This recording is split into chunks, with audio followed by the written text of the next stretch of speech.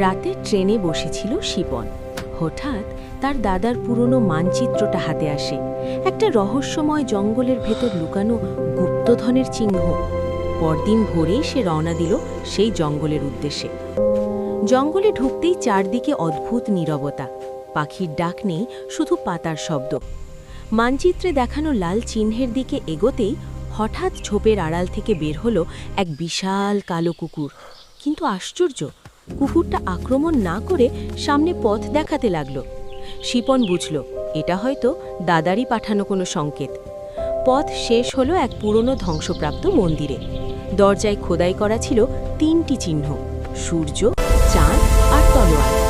মানচিত্র মনে করে সে চিহ্নগুলো ঠিক ক্রমে চাপতে মন্দিরের দরজা কেঁপে খুলে গেল।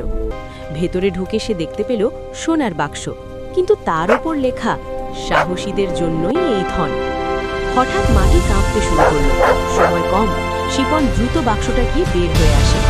বাইরে এসে দেখে সেই কালো কুকুরটা নেই, যেন সবটাই ছিল এক রহস্যময় সাহায্য।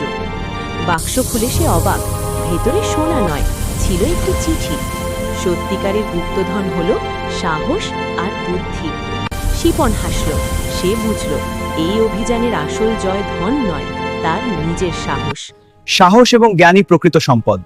এই চিঠি আমাকে তা শিখিয়েছে, এই আলোকে অনুসরণ করো।